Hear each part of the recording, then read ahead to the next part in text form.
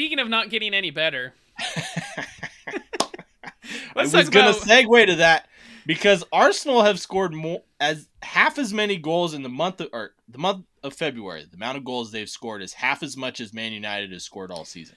So yes, To we're segue talking about into, Manchester United. they lost to Fulham at Old Trafford for the first time in 21 years.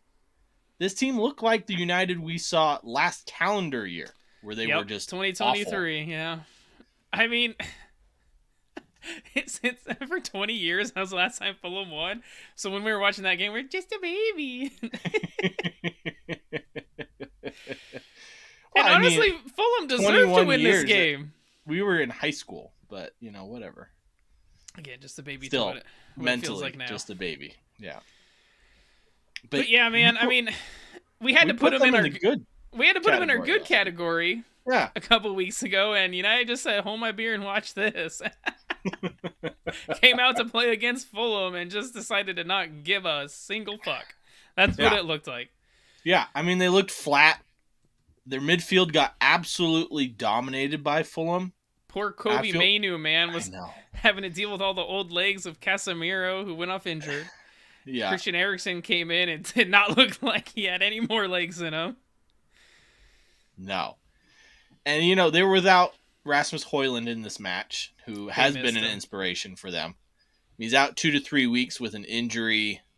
But, is he at this point more of an inspiration to them than their captain is in Bruno Fernandes? Oh, yeah. I mean, Bruno looked like he didn't give a damn. Rashford didn't look like he gave a damn. Did you see Bruno's antics in the second half when he took a shot from just outside the 18? His follow-through hit a Fulham player. He goes straight to the ground and rolls around, gets up, and then starts yelling at the referee for not calling a foul. So I did see this. Who does that? So I did. That? So this is kind of going around the social media circuit where, he's running down. It's right outside Fulham's 18-yard box. And he kind of goes down injured, air quote, injured. But United kept the ball. Dalot has the ball on the right inside the 18-yard box. And Bruno cannot be bothered. He's still just rolling. Oh, I'm hurt. And then, he kind of gets up and looks like, oh, we still have the ball. And then he pops right back up and is, asking for the ball again. Yeah. Which, I mean... Yeah, it's, again, they can't be bothered. There was also a clip when they played Luton, Manchester United, where Ross Barkley basically just jogs past Marcus Rashford. It was the laziest piece of defense I've ever seen where you're I think I don't want to play defense. I just kind of stopped chasing him, but he wasn't really chasing him. He was more walking in his general direction as Barkley just went by him. They can't be bothered, man. They don't care. No. I mean, at this point, is Rashford for sale? Could he be for sale this summer? I mean, if I'm Sir Jim Ratcliffe, I would. Yeah. I mean, is there a player with more potential that has been more disappointing than Marcus Rashford? This season? Maybe not. I mean, you look at what he did last season. Honestly, I could probably go to Chelsea and maybe find one, but... We'll get to that later. Yes, it'd be difficult. Yeah, I mean, this is Manchester United.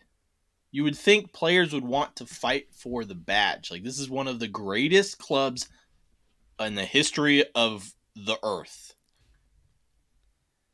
And you got players who literally won't defend someone who's walking past them. Yeah, I think things will start to change here, like you said, with Sir Jim Ratcliffe. He's appointing new people, a new CEO, new director of football. I think Ten Hag's days are coming to an end. I would be very surprised if he's there next season. I mean, speaking of Ten Hag, we've heard him say a lot of things this season. A lot of things. So yes, I have to quote him after the game. This Eric Ten Hagard, as I'm going to call him, was quoted, "After one defeat, you have to see the bigger picture, and the bigger picture looks very good." Ten Hag said that after the game when asked if things were going in the right direction under his management. Well, I mean, if you consider that Sir Jim Ratcliffe got appointed and he is starting to appoint world-class staff in important positions, yes. Play on the field, though. Play on the field, not at all. I mean, this guy should be the manager of the International Space Station with these out there freaking comments, man. I picked the right beer, this Starburst, because it's just an outer space theme, man. He just what kind of comment is that? That makes zero sense. Yeah, I don't get it. He hasn't made sense all season, though. I mean, he's been saying about getting the right players in all season, right? Well, he got some of his players that he wanted in, and yet Antony is still on the bench. He starts a 19-year-old in Amari Forson for his first appearance instead. He sends Palestri out on loan and then subs on Amad Diallo instead of Antony as well. I think Antony came on for the last minute. Yeah, and he literally, like, I saw him running around, but I don't think he touched the ball. So, yeah, getting back, I guess, to that game, I know there was a situation in there where Harry Maguire had a stamp on a player, could have been red. Ref gave him a yellow. Was it a correct call for you? It looked more accidental than anything. So, I mean, I've seen reds given for that as well. So, Upamecano in the Champions League? Yeah. And I'm going to go with Upa Maguire. Well, as we're talking similar, about, right? Harry Maguire. But I mean, if we're going with Upa Maguire, then yeah, he should have been sent off. But no, I'm going to agree with the ref in this case. Correct call for you? Yeah. Yeah, he was close enough to the situation. I agree. I do. But with this loss, and, you know, the teams around United picking up a victory or at least some sort of points, are United effectively out of the top 4 race with this loss? Top 4, potentially. We'll see. They're 8 points behind Villa right now. With the Champions League, England could get a 5th Champions League spot, so that makes it a little bit more accessible, but we'll find that out all later, because Italy could also get, Serie A could get a 5th Champions League spot. So they better hope there's a 5th Champions League spot, because you're right, I don't see them getting 4th, especially after Villa won this past weekend. And Tottenham has a game in hand, although it is against Chelsea, so we'll see how that pans out later. That could put them 6 points ahead of United. And I feel like, honestly, with the way they're playing, if Tottenham gets 6 points ahead of United, that's it. There's not enough games left where you think Tottenham's going to drop 6 extra points, United's going to pick up 6 extra points. I just don't see it happening. Although Villa, I saw recently, has the hardest schedule for the remaining Premier League season. So it does give them hope in that aspect. Okay. Because they still have to play Liverpool, Arsenal, Liverpool, Man United, Tottenham, and City. They've played Arsenal twice already. So, yeah.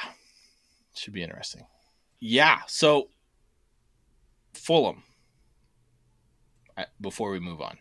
Hilarious tweet. Yes. You see it? This is right after the game they tweeted, so that's why they call it the Theater of Dreams. Yeah. That Fulham team, man, is so interesting. It's such a hodgepodge of, like, almost rejected players from other clubs. It is. Burn Leno with Arsenal. You have Alexander Iwobi, who's bounced Arsenal. Around. Yeah. Left Everton. Pereira, Man United. How many times can we say the same player? Yeah. Timothy Castagna from Leicester City. From Leicester. So Willian? Keep going. Raul Jimenez, Wolves. Willian, yeah. Yeah, Willian. So yeah, it's just a weird hodgepodge of players that. Yeah. I want to say that, Arsene Wenger, the mastermind behind all this, has done it again, selling Alex Iwobi to Fulham, but I think it was actually Unai Emery. He sold him to that, and he went to Everton first there, bud. Yeah, I know. Still, I wanted to say it. Okay. Today's episode is brought to you by Acorn Hills Clothing Company. Sustainable clothing, biodegradable packaging, tree planted for every purchase, and a percentage of their sales donated to charities. Yeah, and that's not even the best part. They give you these plantable clothing tags with every purchase. Pretty much greatest idea ever. That you is scan awesome. the QR code right here for planting instructions. So make sure you go to www.acornhillsco.com and use Brews15. That is BREWS15 at checkout, 15% off, and have your tree planted today. Yes, don't forget to use our code Bruce15 at checkout for 15% off. This is one you don't want to miss, guys.